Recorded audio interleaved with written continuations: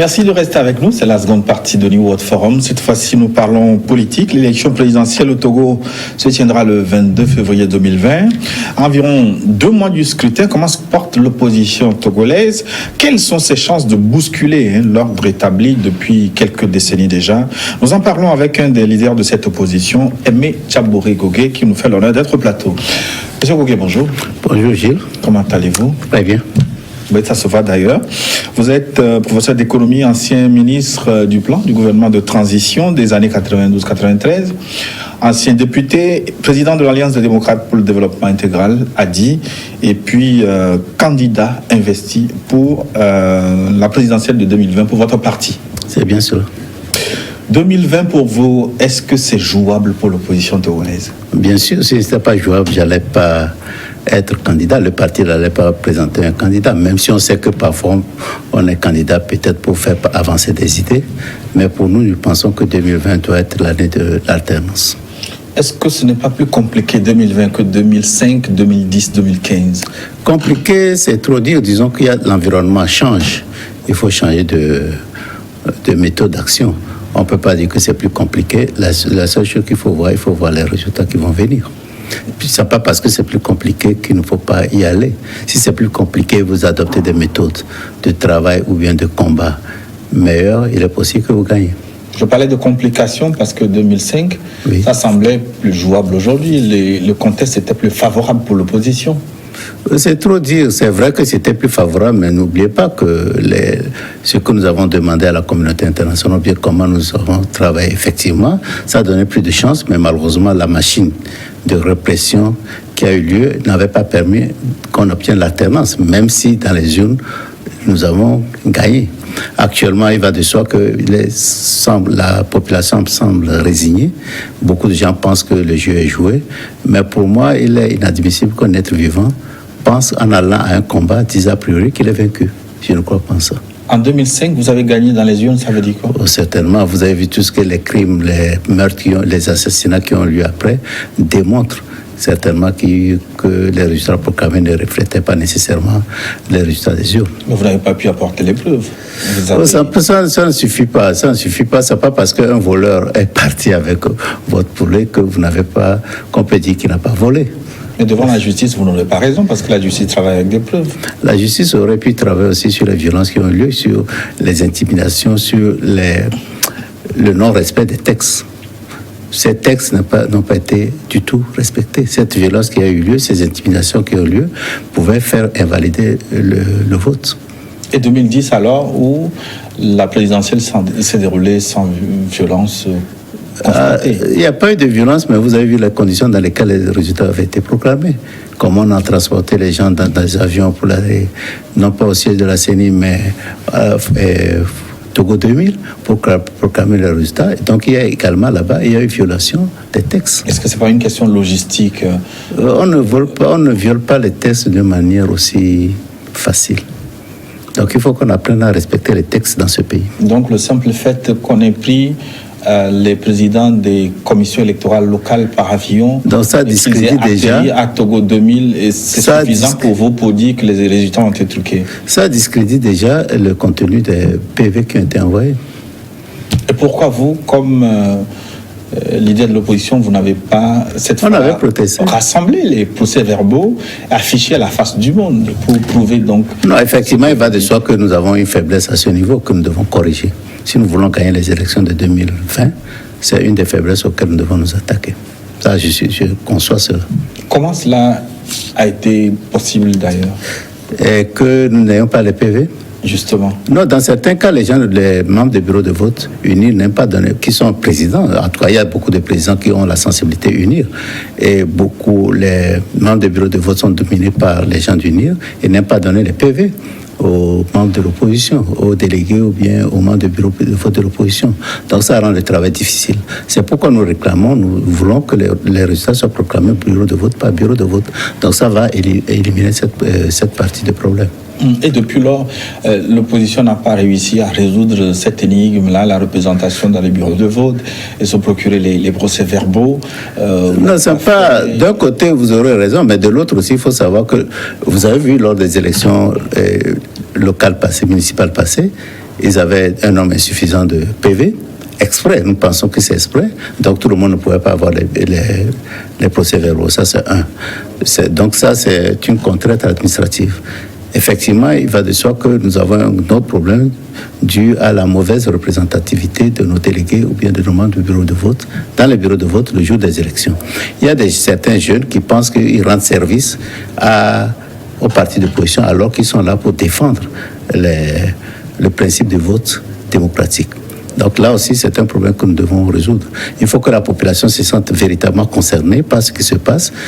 Ce n'est pas parce que vous êtes affamé que le jour où on vous donne 2 000, 3 000, vous ne remplissez pas votre fonction. Nous avons un problème, un problème d'éducation à donner à cette population pour qu'elle remplisse sérieusement. Vous savez que dans certains cas, il y a des jeunes qui font tout pour être membre ou bien pour être sympathisant d'un parti de vote, uniquement pour qu'ils soient choisis comme délégués pour pouvoir être corrompus. C'est un comportement totalement amoral, mais malheureusement, on doit faire avec. Est-ce que c'est une question simplement de représentativité dans les bureaux de vote ou de représentativité même de vos partis politiques à l'échelle nationale ? À l'échelle nationale, c'est possible. Bon, disons que même unir à ces problèmes, ne croyez pas que c'est uniquement des partis d'opposition. Mais ce qui se passe, il est fort probable que il est certain même que les partis d'opposition ne soient pas représentés partout dans le pays. Bon, c'est pourquoi nous pensons à une mutualisation des forces. Là où les quartiers ou bien les villes ou bien les préfectures dans lesquelles je ne suis pas bien représenté ou bien je ne suis pas sûr de mes délégués, je peux demander à un parti politique de l'opposition de m'aider dans ce sens. Peut-être en mutualisant nos forces, nous pouvons résoudre ce problème dont vous parlez. Ce que vous n'avez jamais réussi à faire. Parfois on le réussit, mais bon, maintenant on va essayer de mieux travailler sur ça. Mais c'est un point très important que nous essayons de défendre avec nos collègues. On va revenir d'ailleurs sur cette question, mais vous souleviez un autre problème que je voudrais qu'on creuse un peu, oui. La corruptibilité de vos militants, surtout dans les bureaux de vote, en tant que parti d'opposition qui vous luttez pour un idéal. C'est ça. Si vos militants que vous placez dans les bureaux de vote sont corruptibles, est-ce que ça ne pose pas un problème? Non, ça pose un problème d'éthique.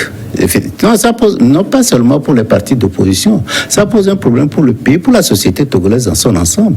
Que des gens puissent aller dans... En fait, parfois même c'est une stratégie. C'est-à-dire, comme je vous le dis, 1 mois ou 2 mois à l'avance, ils font tout pour pouvoir être sympathisants, qu'on les voit comme sympathisants ou bien, entre guillemets, militants de partis politiques d'opposition, pour pouvoir être recrutés comme membres ou bien délégués, et pour une seule fin, pour pouvoir être corrompus. Ça pose un problème d'éthique de toute la société. Nous devons réfléchir sur la jeunesse que nous formons. Évidemment, pour nous, pour le jour de l'élection, c'est très mauvais. Mais ce comportement, c'est sûr que ça ne va pas se limiter uniquement à l'action politique. Ça va dans la société. Et je crois que ça, c'est un problème très réel. C'est regrettable qu'UNI pense qu'en utilisant cette voie, UNI utilise cette voie toujours pour gagner, mais je crois que c'est un problème social et d'éthique que nous devons, auquel nous devons nous attaquer sérieusement. Vous parlez de... Non, utiliser, corrompre les jeunes qui pensent que c'est ce système de gain facile qui permet de s'en sortir. Mais je crois que dans une société, même si vous avez des enfants qui font ça, qui veulent être corrompus pour rendre service, ils prennent le travail qu'ils font dans les bureaux de vote comme un service qui rend aux partis politiques. Mais ce n'est pas un service qui rend aux partis politiques, c'est un service qu'on leur demande pour la société dans son ensemble. C'est regrettable. C'est vrai, on entend souvent ces genres de critiques venant de l'opposition que le parti au pouvoir propose des espèces solantes et trébuchantes à ceux qui sont dans les bureaux de vote. Est-ce que ce n'est pas un argument facile? En même temps, je ne fais pas l'avocat du diable parce que l'UNI n'est pas sur ce plateau. Il faut que je... Non, je suis d'accord avec vous. C'est ça, elle est facile, mais je crois qu'on doit s'interroger nous-mêmes, que ce soit le parti au pouvoir, peut-être que nous serons obligés d'utiliser le même mécanisme. Que ce soit le parti au pouvoir, nous devons nous-mêmes, ensemble, comme Togolais, réfléchir sur ce comportement de la jeunesse. Aimer le gain facile, quelles que soient les conséquences que vous allez avoir demain, mais c'est très grave pour une société. C'est excessivement grave qu'une société puisse, que des jeunes qui ont des problèmes d'emploi, qui ont toutes sortes de problèmes, qui ne mangent peut-être, qui mangent une fois par jour, qui sont des diplômés d'université, qui sont obligés de faire du ZEM, arrive à avoir ce comportement, mais la société togolaise doit se poser des questions sérieuses. Ça ne revient pas seulement à l'opposition. Au moment, certains disent que vous envoyez des délégués dans les bureaux de vote, parfois sans moyen de déplacement, sans assurer leur alimentation. J'ai eu souvent ce système-là. Vous savez, une année, je crois en 2013, lorsque j'avais gagné les élections législatives, à 11h, les gens me téléphonaient qu'ils n'avaient pas mangé. Alors qu'on acheminait, à 11h, alors qu'on acheminait à manger. Mais je demande, mais c'est ahurissant ce comportement. Comment vous ne pouvez pas, pour la cause pour laquelle on vous a envoyé dans le bureau de vote, ne pas manger dans une journée? Je donne l'exemple des musulmans qui sont en carême, toute la journée ne mangent pas. Est-ce que des jeunes, 18 ans, ou bien 20 ans, 25 ans, ne peuvent pas s'abstenir de manger parce qu'on n'a pas à manger, ne peut pas se ressaisir, se retenir pour ne pas manger de 6h à 18h. Est-ce que ça, c'est sorcier ça? Sortir ça comme argument, on ne vous a pas amené à manger pour faire n'importe quoi, c'est excessivement grave. Moi, c'est quelque chose que je ne veux pas entendre. D'un Togolais. Moi-même, lorsque je fais campagne, je sors parfois à 5h, je reviens à 22h, je ne mange pas. Alors, pour moi, à mon âge, où c'est dangereux, mais eux, 22 ans, 25 ans, 30 ans, qui ne puissent pas... Mais je suis totalement ahuri et... Non, je vais être sincère, ça c'est un comportement inadmissible pour une jeunesse que nous considérons comme la relève de demain, comme disait mon oncle il y a devant. Oui. Est-ce que ça ne pose pas un autre problème? Vous n'avez pas assez de gens convaincus derrière vous, non? Non, ce n'est pas nous. Ça veut dire que le Togolais n'est pas convaincu de ce qu'il fait. Non, c'est regrettable que vous pensez que c'est nous. C'est regrettable qu'un Togolais ne puisse pas être convaincu de ce qu'il doit faire. Que quelqu'un n'ait pas mangé dans la journée et accepte le principe de se faire... Ça là, je n'arrive pas à me mettre ça dans la tête. Mais c'est aussi votre faute. On les sensibilise. Oui, mais est-ce que vous les formez?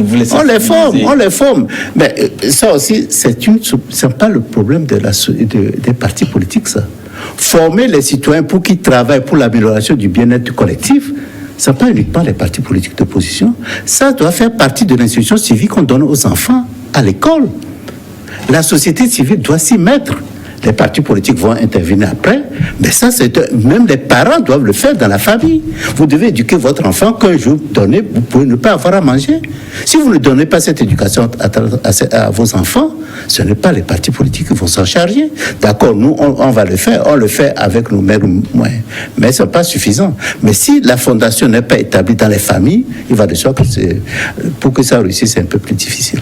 Mais dans ces circonstances, comment allez-vous changer la donne cette année pour régler cette question? Nous allons y mettre. Nous avons commencé, nous allons y mettre. Nous pensons à prendre des dispositions qui permettront sinon d'éliminer, mais d'atténuer les conséquences néfastes de ce comportement des jeunes. Vous aurez du monde à mettre dans les bureaux de vote du nord au sud? C'est ce que je dis, si nous arrivons à mutualiser, c'est possible. Nous y travaillons. Ça va pas être facile, mais on va y travailler. Oui, on parlera de la mutualisation possible tout à l'heure, mais à ce jour, vous êtes une quinzaine à être candidat pour cette élection présidentielle. Oui. C'est un record. Oui, c'est un record. C'est regrettable qu'il y ait 15 candidats, mais ce n'est même pas encore fini. Oui, ce ne sont pas finis, puisque moi-même, je suis investi, mais je n'ai pas déclaré. Encore, peut-être qu'on ne me compte pas parmi les 15, mais je suis parmi les candidats. Et donc, c'est regrettable, mais qu'est-ce que vous voulez? Nous ne sommes pas encore à la démocratie, mais les gens pensent que nous sommes en démocratie. Tout le monde est libre d'être candidat. Mais ce que je dis, au Togo, ce n'est pas aussi inquiétant que ça. Si vous voyez les élections passées, dans les élections passées, les gens ne votent pas n'importe comment. Vous verrez à l'issue de les élections, il va y avoir beaucoup de candidats qui n'auront pas 1% de voix. D'accord, sur 0,5 ou bien 0,01, si on multiplie par 10, ça donne quelque chose, mais ce n'est pas ça qui sera significatif. C'est regrettable qu'on ait ça, mais bon, ok, on fait avec. Mais quand vous parcourez la liste des candidatures déclarées, vous voyez certains profils, est-ce que vous n'arrivez pas de sourire?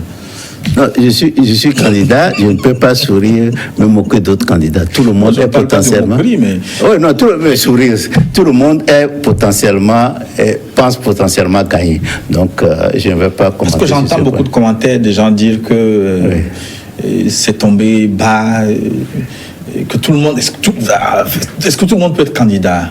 Il y a les lois, les textes qui définissent les critères d'éligibilité. Les gens pensent qu'ils sont éligibles, ils peuvent être candidats. Maintenant, c'est à la population. C'est ce que je vous dis, la population sait sanctionner. Vous verrez les sanctions. La population n'est pas togolaise. Les électeurs togolais sont vraiment très clairs. Ils sanctionnent. Regardez toutes les élections qu'on a eues depuis 1993, c'est très clair, ils sanctionnent. Et pour vous de l'opposition, est-ce que c'est une force ou une faiblesse, cette multiplicité de candidatures? C'est une faiblesse et une force. C'est une faiblesse, ça veut dire que il y a une certaine diversité. On espère que dans les programmes que les gens vont proposer vont montrer cette diversité et non vouloir être candidat pour être candidat. Ça, c'est un. Mais c'est une faiblesse, ça veut dire qu'on n'arrive pas à s'entendre pour pouvoir, même, je dis, à s'entendre pas pour nécessairement dégager un candidat unique, mais pour pouvoir éliminer certains types de candidatures. Pourquoi vous n'arrivez pas à vous entendre? Vous, par exemple, a dit, pendant longtemps, vous êtes, on va dire, entre guillemets, sacrifié au profit du collectif. Pas, non, disons que nous sommes sacrifiés, non pas au collectif, mais pour l'alternance. C'est ça. Premier point. Mais pourquoi actuellement nous sommes des Je dis que lorsque vous êtes un être humain, vous menez des actions, à un moment donné, vous devez vous poser des questions. Donc, vous savez, jusqu'en 2010, nous n'avons jamais été candidats malgré les pressions qu'on avait. Et après l'élection présidentielle de 2010, nous avons fait un conclave en 2011 et pour réfléchir sur les raisons pour lesquelles nous ne réussissons pas à avoir, disons, un candidat unique. Alors, nous avons trouvé, après des recherches, on a trouvé d'abord que la candidature unique est quelque chose de... Même si c'est un idéal, comme toujours, les idéaux sont difficiles à atteindre. Donc, nous avons constaté que candidature unique, ça n'a jamais existé, sauf en Serbie, contre Milosevic. Mais là, il y avait une condition qui était remplie, qui n'est pas remplie chez nous. Il y avait une organisation de la société civile très forte, ou bien quelque chose comme ça, très forte, qui était partout dans le pays, financée par la CIA, d'accord, mais qui était très forte, qui a réussi à inciter, pour ne pas dire un peu forcé, inciter les deux partis d'opposition à sélectionner un seul. Mais en Gambie, il y avait une forme de candidature unique. Mais ce n'était pas un candidat. Pas son nom, mais voilà, mais quand même, il y avait 3 candidats qui ont permis à l'autre de gagner. Parce que s'il n'y avait pas le 3e candidat, c'est Yahya Jammeh qui passait. Vous l'avez vu.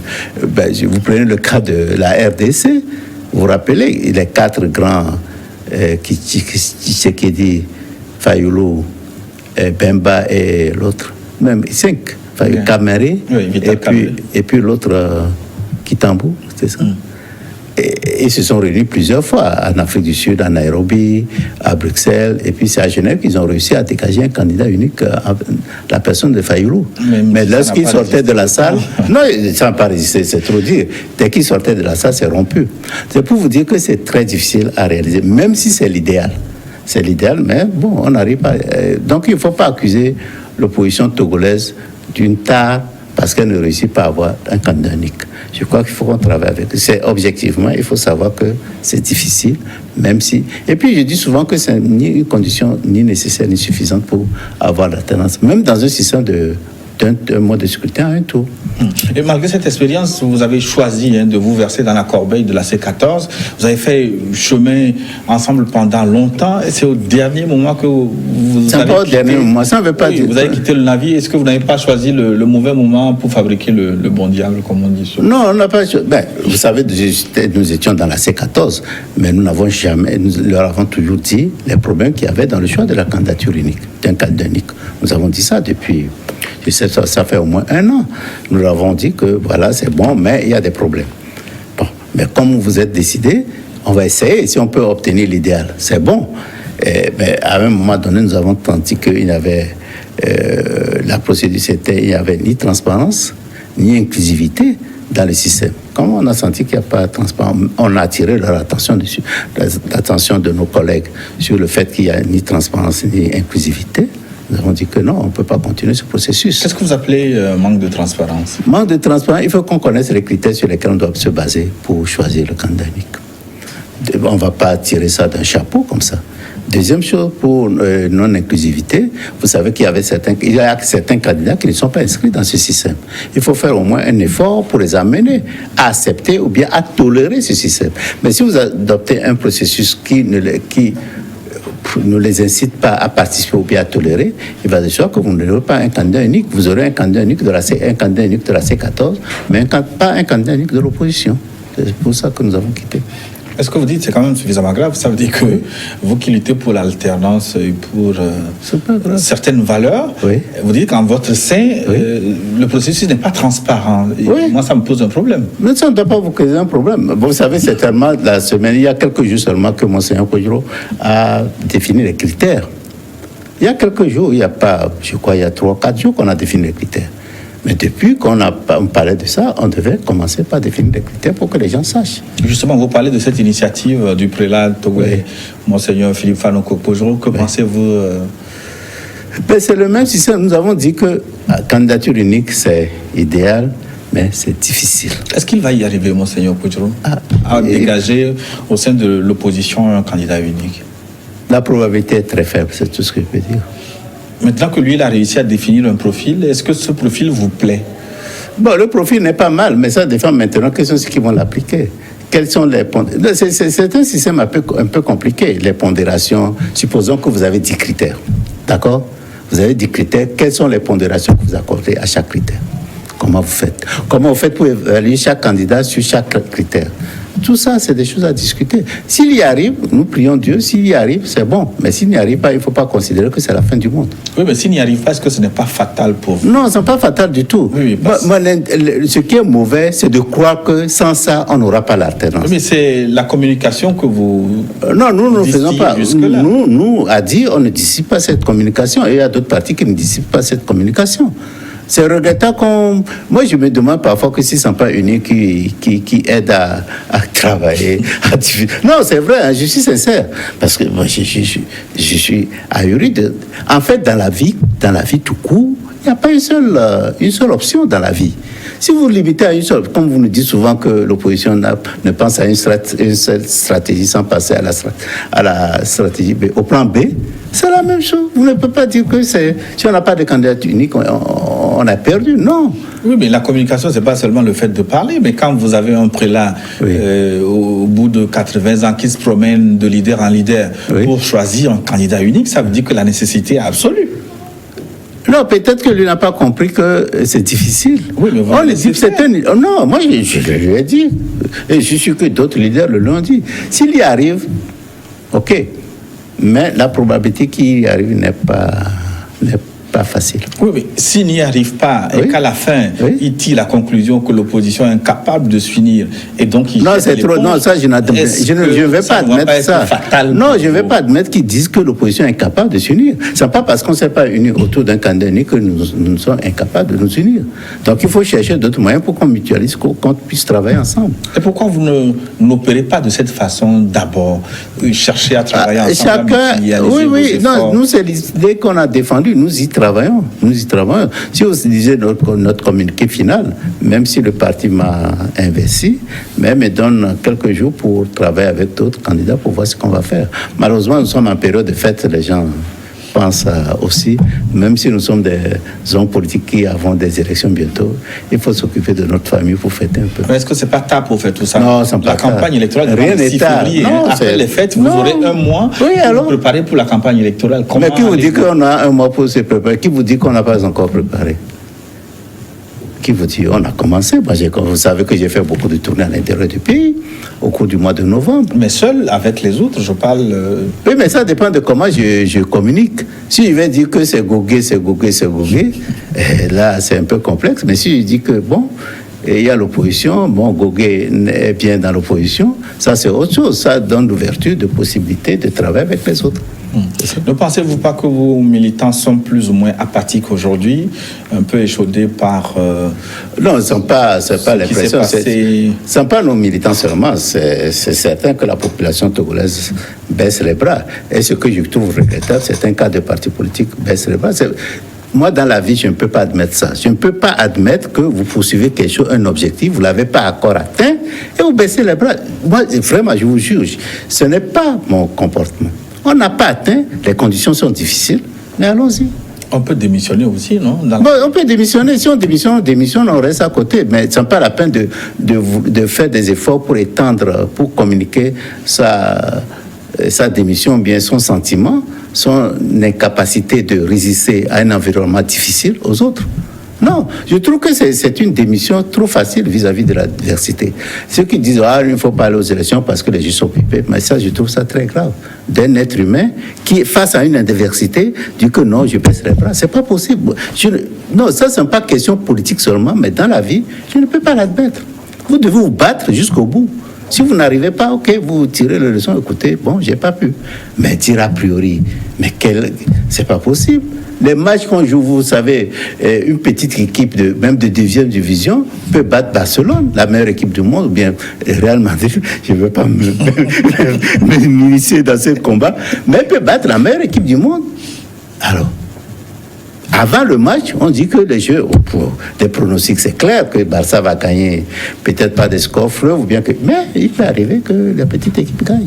Donc, a priori, pour moi, les jeux ne sont pas faits. Et comment allez-vous faire pour remobiliser les troupes ainsi démobiliser? Non, il faut leur parler. Il faut mettre beaucoup de gens sur le terrain. C'est un travail difficile. Moi, je vous ai dit, j'ai fait beaucoup de tournées. J'ai visité beaucoup de préfectures dans ce pays au cours du mois de novembre surtout et décembre. Mais ce que j'ai constaté, la population est toujours prête. La population est prête. Je dis souvent, c'est comme la période avant ou bien lors des tournées de la commission de réflexion sur les réformes d'Anao. Est-ce que quelqu'un savait que la population allait réagir ainsi? Vous êtes journaliste, est-ce que vous saviez? Juste avant le 19 août 2017. Vous avez vu comment cette commission a été accueillie dans toutes les préfectures du pays. Rien n'a été préparé. C'est la population qui a vraiment fait ressortir son ressentiment contre le régime sur la manière de gouverner ce pays. La population se situe dans les mêmes conditions. Du moins, les gens que j'ai visités, la population se retrouve dans les mêmes situations. Maintenant, ça peut être la même. C'est votre interprétation de la situation, peut-être? Non, la commission avait fait ça. Parce que juste après, il y a eu des élections législatives. Oui, mais il y a eu de 2017 jusqu'à 2018. Oui, non, vous avez raison. Mais maintenant, comment éviter cette erreur? Comment éviter que nous n'ayons les résultats que nous avons eus lors des élections législatives et locales? C'est tout, c'est ce qu'il faut faire. Mais vous avez demandé le 13 novembre plusieurs partis d'opposition, des responsables de la société civile et des prélats, la suspension du processus électoral et l'ouverture d'un dialogue pour bien préparer les élections. Où en êtes-vous avec ces demandes? Bon, évidemment, on a demandé. Pour nous, nous pensons que c'est ça qui va améliorer, qui va apaiser le pays, qui va entraîner des élections transparentes et apaisées pour le pays. Nous l'avons fait aussi en 2005. Vous vous rappelez, on avait demandé à la commission à la CEDEAO de repousser les élections pour nous permettre d'avoir un climat apaisé. Malheureusement, ils ont refusé et je crois actuellement aussi ils vont refuser. La probabilité qu'il y ait des réformes, qu'il y ait des discussions avant les élections, cette probabilité est très faible. Nous irons aux élections avec les conditions actuelles, qui sont mauvaises. Ce ne sont pas des conditions de transparence d'élection, non. Et ne sont pas ni équitables ni transparents. Ça, je suis conscient de ça. Et bon, c'est l'une des raisons d'ailleurs que nous avions quitté la C14. Nous disons qu'on n'a pas mis beaucoup d'accent sur ces revendications, malgré le fait que nous, on avait insisté sur ça. Bon, mais il faut reconnaître aujourd'hui qu'il n'est pas certain qu'on puisse obtenir ces réformes avant ces discussions, et avant, ou bien un accord avant ces élections. Mais c'est avec ça qu'il faut travailler. Voilà. Vous dites que les conditions pour les élections, c'est pas très bon, mais vous êtes, par exemple, représenté à la Commission électorale nationale indépendante. Là aussi, il faut que je dise quelque chose. Les gens pensent que c'est parce que nous sommes deux qu'il y a problème. Non. Je trouve fortement regrettable de la part de mes collègues des partis politiques de l'opposition qui étaient dans la CENI. Parce que ce que nous vivons actuellement, c'est la même chose qui se passait lorsqu'on était 6, 7 ou 8 dans cette CENI. C'est regrettable. C'est regrettable parce que la loi électorale est telle que si vous êtes minoritaire, on s'en fout. On dit qu'on prend les décisions à la majorité et pas après discussion, mais si après discussion il n'y a pas de consensus, on va à la majorité. Mais la CENI, c'est toujours majoritaire pour la majorité parlementaire et pour le régime en place. Et chaque fois, ça a été toujours comme ça. Vous vous rappelez, après les élections de 2015, vous avez vu comment les élections étaient proclamées? Donc c'est un exercice vain, votre demande de recomposer la CENI? Non, la recomposition, nous demandons toujours que la recomposition soit faite, mais avec un président neutre. C'est ce que nous demandons. Si vous faites attention, c'est plutôt ça, avoir une CENI vraiment équilibrée. Lorsque la CENI n'est pas équilibrée, il va de soi ça crée. Est-ce qu'on peut avoir une CENI équilibrée? On peut l'avoir si c'est... Dans neutre, vous parlez de quoi? Non, dans le pays, je suis sûr qu'il y a des gens qui sont plus neutres que les présidents que nous avons vus passer. C'est pas possible. Qui sont plus neutres. Actuellement, vous savez comment la CENI fonctionne, c'est ahurissant. Mais lorsqu'on commence le processus, les membres de la CENI vont sur le terrain, le président là seul, il prend des décisions sans réunion. Est-ce que vous trouvez ça normal? Il prend des décisions sans réunion de la CENI.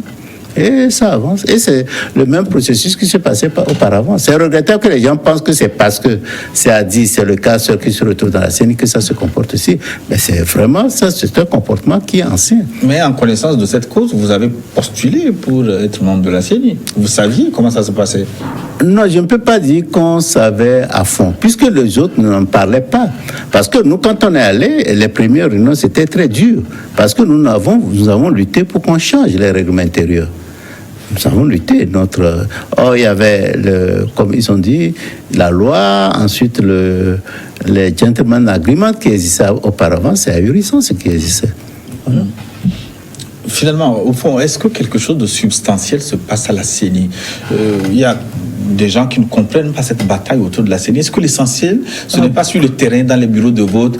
La CENI ne se change que Voilà pourquoi je dis que des choses peuvent changer. Il y a d'abord dans les bureaux de vote, il y a dans les bureaux de vote même, dans les bureaux des bureaux de vote, parce qu'on fait le dépouillement dans une salle commune. Après, le bureau de vote, ou bien, le bureau fait le rapport, fait remplir les PV, les procès-verbaux, et ça va à la CENI, et après ça va à la CENI, ensuite à la Cour constitutionnelle. Et pourquoi vous ne vous concentrez pas sur les bureaux de vote et les CENI plutôt que vous éparpiller? Non, on le sait. Qui vous dit que ce n'est pas ça qu'on va faire? Oui, parce que on va le faire. C'est la recomposition de la CENI, de la Cour constitutionnelle. Non, mais le travail, mais c'est bon aussi que ça se soit recomposé, mais le travail se fera dans le bureau de vote. C'est pourquoi moi je dis aux gens, c'est pourquoi j'ai insisté beaucoup lorsqu'on discutait sur ce problème de représentativité dans les bureaux de vote. Donc on va y travailler très très sérieusement. Très sérieusement, parce qu'on ne peut pas laisser des gens intimidés ou bien des gens bourrer les urnes ou bien lire le dépouillement attribué à un parti politique des votes qui sont pour un autre candidat. Nous ne pouvons pas autoriser ça. Nous allons essayer de prendre des discussions sur ça. Front Gnassingbé doit-il être candidat pour un 4e mandat en 2020 selon vous? Non, je crois que sur ça, pour moi, j'espère qu'il va prendre une décision à lui-même pour dire qu'il ne sera pas candidat. Ça va apaiser la situation. C'est tout ce que je peux dire. J'espère qu'il prendra en âme et conscience, il fera dans l'intérêt du pays, peut-être même dans l'intérêt de son parti, je ne sais pas, que c'est plus sage pour lui de ne pas être candidat. Donc pour vous, c'est une question que vous ramenez à sa personnalité? Parce qu'il ne sert à rien qu'on se batte pour ça. On se bat. Même vous vous êtes battu tout le temps pour ça. Pour qu'il ne soit pas candidat? Oui. Non, je suis battu pour qu'on prenne des textes lui permettant de ne pas être candidat. C'est ça. Donc pour nous, c'est important qu'il ne soit pas candidat, mais que lui-même décide qu'il ne soit pas candidat. Pourquoi ne souhaitez-vous pas qu'il soit candidat? Non, vous vous battre ou... Non, j'ai dit ça, on m'a posé cette question. Premièrement, un candidat a un avantage par rapport... Un candidat sortant a un avantage par rapport aux autres candidats. Parce que les fonctionnaires, l'administration, tout ça pense qu'ils lui doivent quelque chose. Premier point. Deuxième point, si les candidats, vous voyez,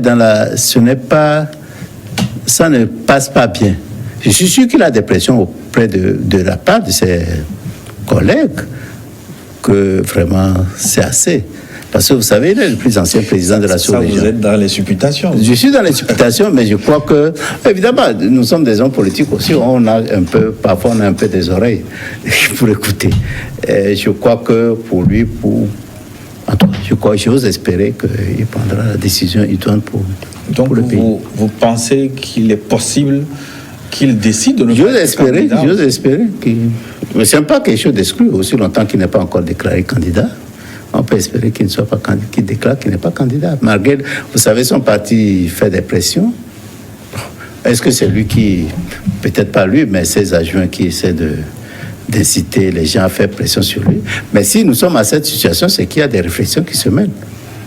Et vous, quelle serait, comment on va dire, la raison pour laquelle vous souhaitez qu'il ne soit pas candidat?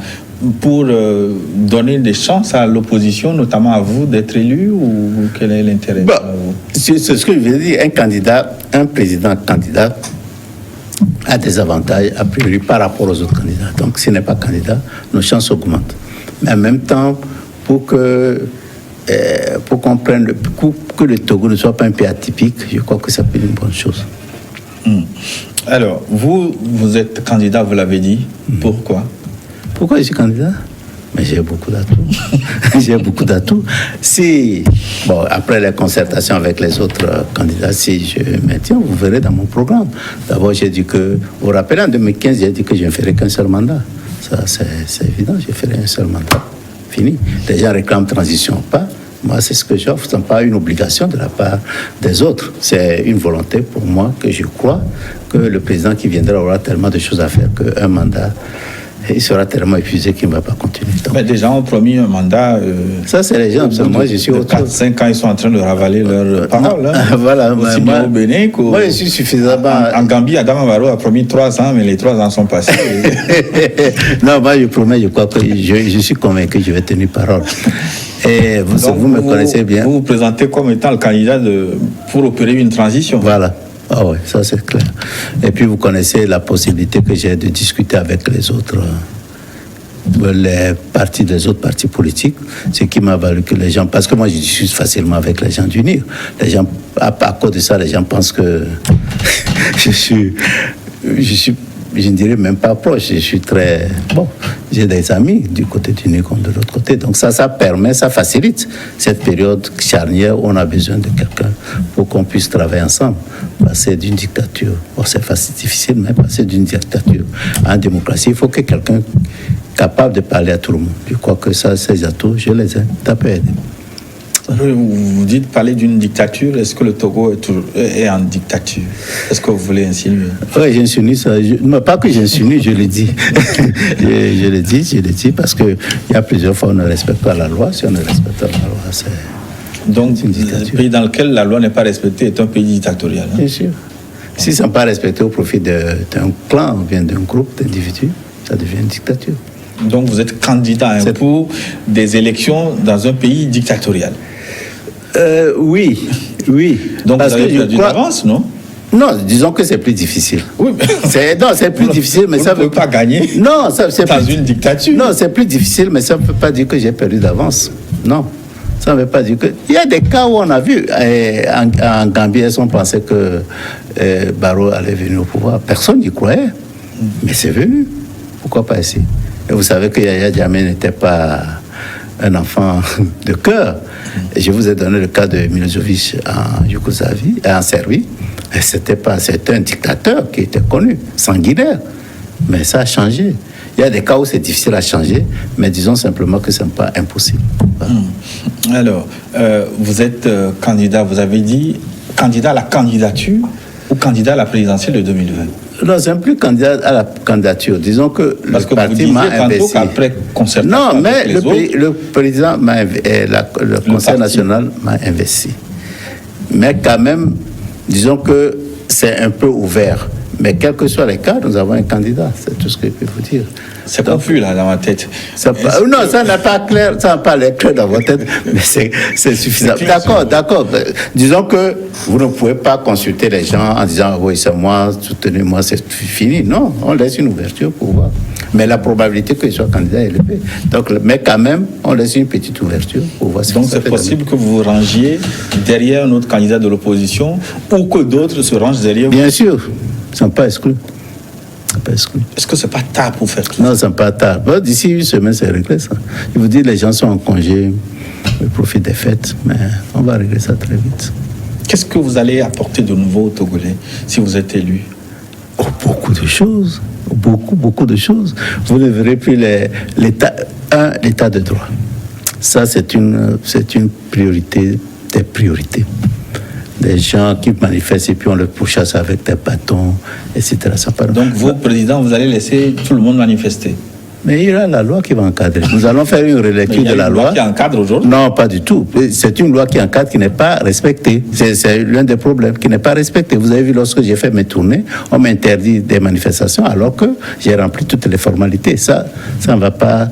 On espère que ça ne va pas exister. Professeur Gogé, vous suivez l'exemple d'un autre professeur aussi, Alpha Condé, qui a fait l'opposition, qui a été emprisonné. Oui. Au pouvoir, oui. Vous le voyez encadrer les manifestations en Guinée. Oui. Mais ça ne veut pas dire que Alpha Condé, c'est pas Gogé. Alpha Condé, c'est pas du tout Gogé.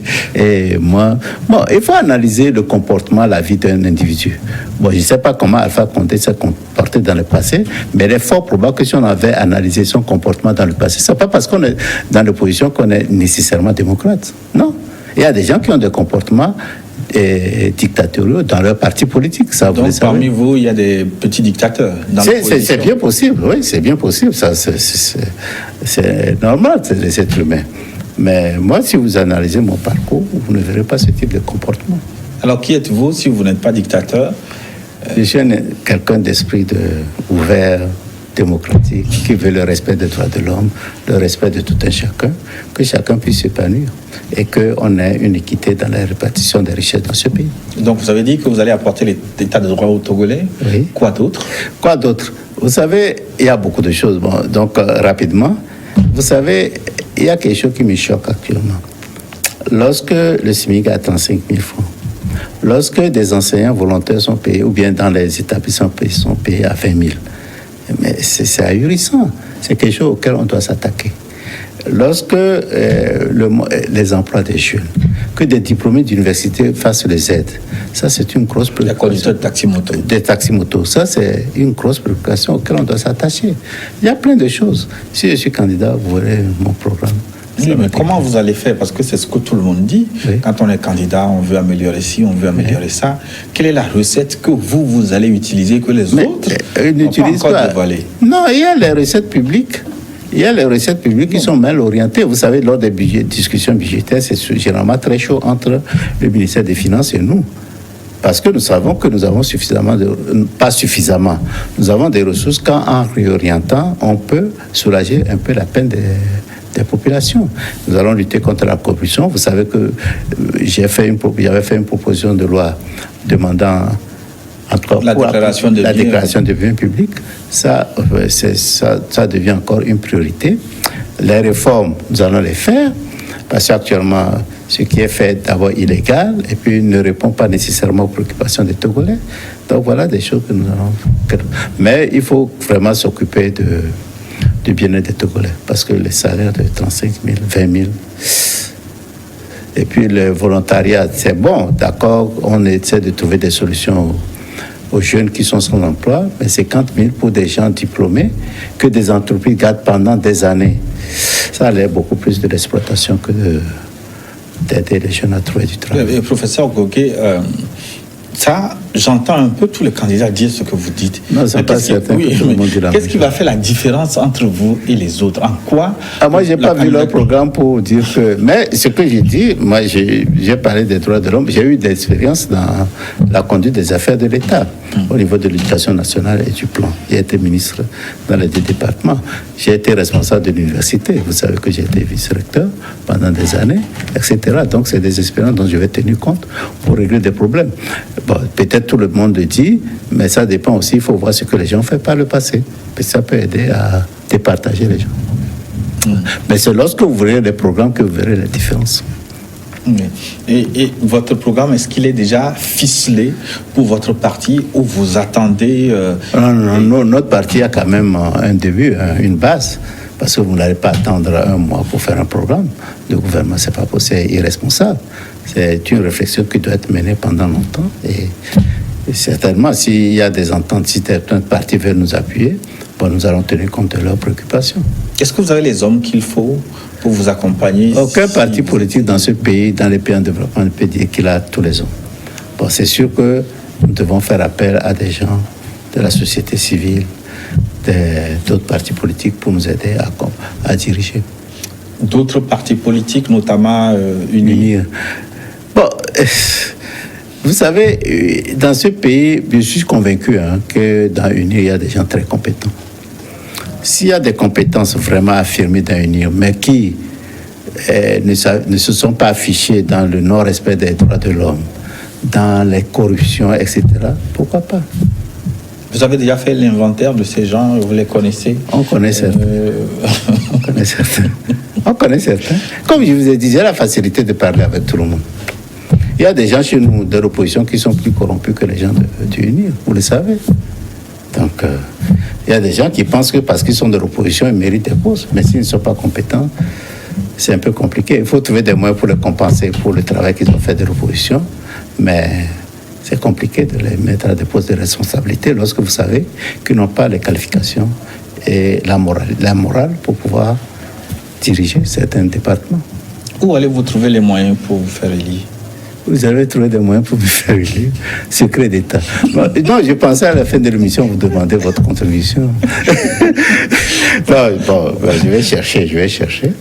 Et j'espère qu'il y aura des contributions pour me faire. Les uns parlent de 4 milliards, d'autres de 7 milliards. Non, ça c'est Est-ce que vous allez réunir? Non, je ne peux pas, non. Et puis c'est de la folie, on ne peut pas dépenser des milliards. Je sais que UNIR dépense beaucoup de milliards, mais non, je ne suis pas à ce niveau. Oui, pas même à 1 milliard. Je ne vise pas à avoir. Si j'ai 1 milliard, c'est bon, mais je ne pense pas que mettre 1 milliard dans les élections, ce soit moral. Et puis que ce soit une bonne chose. Je ne crois pas. Vous pensez que sans dépenser beaucoup d'argent, vous avez des chances d'être élu? Oui, il faut insister sur les points essentiels. Il faut insister sur les points essentiels. Et c'est possible d'être élu sans dépenser 1 milliard. Je suis convaincu de ça. C'est votre dernière chance, 2020? Oh, bien sûr, moi, 2020... Bon, je vais en parler au niveau de mon parti, mais je commence par prendre un peu de l'âge et prendre de l'expérience qui va être peut-être maintenant dans une phase descendante. Il faut que je puisse... j'ai trop duré sur la scène politique. Il faut que je fasse me retirer. Oui, c'est ça. Mais vous l'avez dit, vous prenez de l'âge. Est-ce que vous avez suffisamment d'énergie? Une campagne électorale, c'est très éprouvant. Vous verrez. Les charges du président de la République, c'est énorme. Est-ce que le professeur Goguet je pense encore que de la jeunesse en lui pour ça, moi, je vous ai dit, j'ai fait des tournées et je pense que je suis en mesure de continuer. Je pense. Lorsque je sentirai fatigué, je vais laisser. Merci, professeur Goguet. Nous vous souhaitons une bonne et heureuse année 2020 et surtout bonne chance pour cette élection présidentielle. Merci beaucoup. Je compte sur vos voix. Bonne journée, bonne année aussi à vous et à votre famille et à tous les Togolais. J'espère que les élections vont se passer dans un bon climat et que cette fois-ci, on va désigner le président qui aurait mérité le choix des Togolais. Merci. Et nous arrivons donc à la fin de notre forum de cette semaine. Merci de votre aimable attention. Dans un instant, une nouvelle édition du journal sur votre chaîne.